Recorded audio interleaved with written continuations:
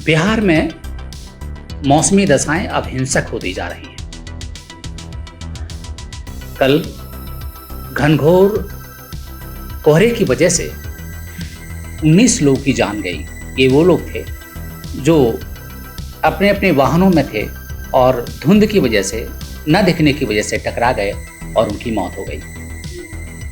इसके अलावा मौसम हिंसा दूसरी तरीके से भी सामने आ रही है। Brain attack, brain haemorrhage, heart attack और दूसरी तरीके से। मैं ये बात इसलिए कहना चाहता हूँ कि पिछले 12 दिन से बिहार में कोहरा लगातार घनीभूत होता जा रहा है, लगातार बढ़ता जा रहा है और मकर संक्रांति तक इसके कम होने के आसार बिल्कुल नहीं है। और ये कोहरा छोटा मोटा नहीं है, सतह से 6 किलोमीटर ऊपर तक है। बिहार में औसत दृश्यता आज यानी कि मंगलवार को 20 मीटर से 200 मीटर तक रही सुबह के समय। आप सहज अंदाजा लगा सकते हैं कि कोहरा किस तरह घातक साबित हो रहा है और ये सर्दी किस तरह हमारे लिए संकट बनती जा रही है। बिहार के संदर्भ में कोहरे को एक और अर्थ में देख सकते हैं, उसको राजधानी पटना के संदर्भ में, मुजफ्फरपुर के संदर्भ में, भागलपुर के संदर्भ में, पूर्णिया के संदर्भ में, ऐसे वे शहर जहां अधिकांश गाड़ियां हैं, फैक्ट्रियां हैं, यहाँ कोहरा, सुबह तो कोहरा रहता है लेकिन जैसे ही दिन होता है इस कोहरे के साथ धुंध भी छा जाती है। वो धुंध होती है वाहन के से निकले हुए तमाम तरह के धुओं से, जिसमें तमाम तरह की गैसें होती हैं और धूलकण होते हैं। इसकी वजह से ये जो फॉग है जिसको कोहरा बोलते हैं, स्मॉग में बदल जाता है और यही स्मॉग सांस से जुड़ी हुई तमाम बीमारियों के लिए खतरनाक साबित हो रहा है। अब बात करते हैं कि कल का मौसम किस तरह रहेगा बिहार में और बिहार के विभिन्न हिस्सों में। दक्षिणी बिहार अभी भी शीतलहर की चपेट में है, कल भी शीतलहर की चपेट में होगा। उत्तरी बिहार कोल्ड डे और सीवियर कोल्ड डे में है, वैसी ही स्थिति कल भी रहने वाली है। पटना में जहाँ तक बात है, ये शीतलहर और सीवियर कोल्ड डे दोनों से जुटा हुआ है। इसकी वजह से पटना ज़्यादा परेशान है। आज भी उसका जो दिन का तापमान है वो सामान्य से 5 डिग्री नीचे रहा। यही स्थिति समस्तीपुर की रही, भागलपुर की रही, मुजफ्फरपुर की रही। सारी जगहों पर दिन का तापमान बहुत कम रहा और आपका तापमान अपेक्षाकृत इससे ठीक है लेकिन सामान्य से कम है। अब बात आते हैं कि बिहार में कोहरा ज़्यादा क्यों ऐसा हो रहा है और कोहरे से हम बचाव कैसे कर सकते हैं। सामान्य तौर पर कोहरे से बचाव का कोई तरीका नहीं है, लेकिन सतर्कता बरत सकते हैं। हम सुबह यात्रा करते हैं तो गाड़ियाँ ना चलाएं। जिस तरह हम कोई ट्रैफिक रूल का पालन करते हैं, मान लें कि कोहरे में हमें नहीं चलना है, हम क्यों अपनी जान को संकट में डालें। हमारे पास हमारी गाड़ियों में इतनी अत्याधुनिक लाइट्स भी नहीं है कि उस कोहरे को वो चीर सकें। ऐसे में हमें कोहरे से बचना हो। बिहार में कोहरा 2 तरीके से पड़ता है। एक तो कोहरा आप जाने कैसे बनता है, जब हमारी जो धरातल की, धरती की जो गर्म हवा होती है और वो ठंडी होकर ऊपर की जो ठंडी हवा से जब मिलती है तो एक ड्यू पॉइंट होता है जिसे फ्रीज पॉइंट बोलते हैं, जहाँ पर वो जमने लगती है। उससे जो हवा में जो जलवाष्प होती है, जो आर्द्रता की मात्रा होती है, पानी की बूंदें होती हैं, वो तैरने लगती हैं। ये साधारण भाषा में कोहरे को हम इसी तरह परिभाषित कर सकते हैं। हमें पहचान रखना चाहिए। इसकी 2 वजह हैं। एक तो इस साल हमारे यहाँ बरसात जो है अक्टूबर लास्ट तक हुई, नवंबर फर्स्ट वीक में भी कुछ समय तक बरसात हुई। इसकी वजह से बिहार के वातावरण में काफ़ी नमी है, आर्द्रता है। आपको बता दूं, हैरत होगी कि ऐसा इससे पहली बार कभी नहीं हुआ। आज की तारीख में पूरे बिहार में 90 से 100% आर्द्रता है इसकी हवा में। आर्द्रता से मतलब है कि गैसीय अवस्था में जो जलवाष्प होती है उसको बोलते हैं, जिसमें पानी की बूंदें छोटी छोटी होती है। और नमी जब कभी हम कहते हैं तो वो नमी जम जाती है, पानी के रूप में आ जाती है। वो जलवाष्प वही पानी के रूप में दिखाई दे, पानी का एक मटेरियल हो जाती है, तो वो हो जाती है। तो बिहार में इस साल लेट तक बारिश हुई।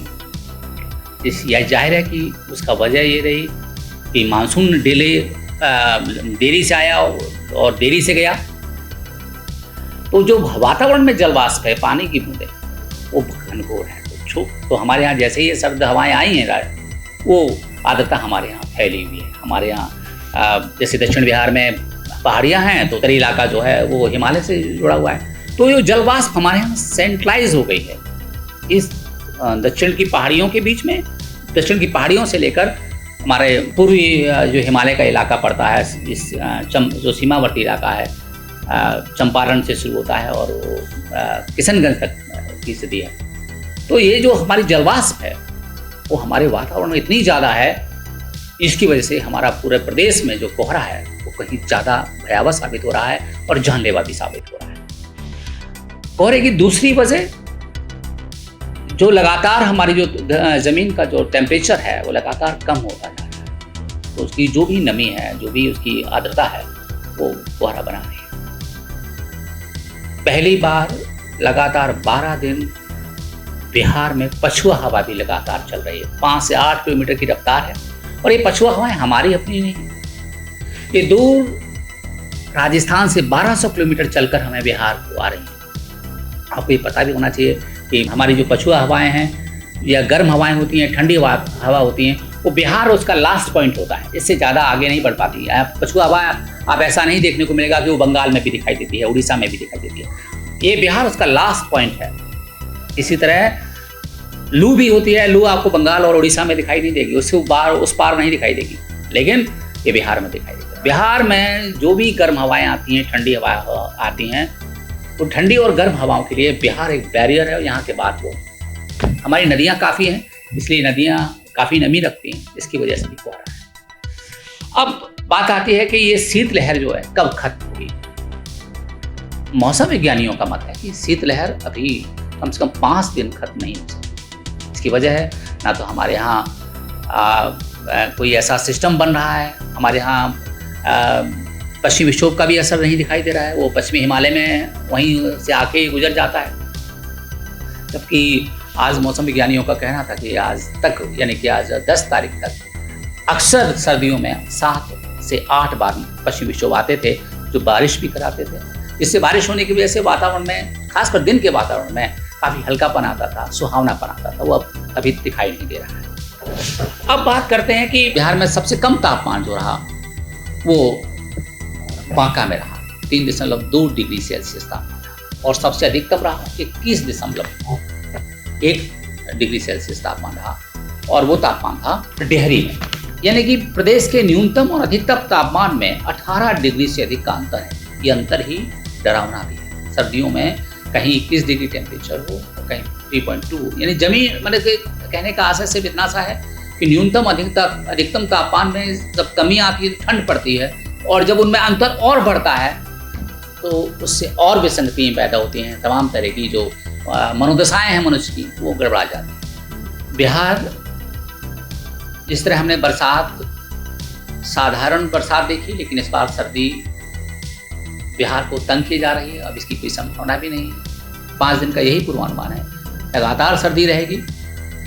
हाँ, मकर संक्रांति पर धूप अच्छी हो सकती है, अच्छी धूप होने के आसार लगातार बने हुए हैं, लेकिन ये धूप बेअसर साबित होने की स्थिति में है, क्योंकि पछुआ हवाएं लगातार बह रही हैं, उनके रुकने का अभी कोई पूर्वानुमान नहीं है। पुरवैया बिहार से भी फिलहाल काफी दूर है। मैं प्रभात खबर से राजदेव। प्रभातखबर.com, विश्वास वही, रफ्तार नहीं।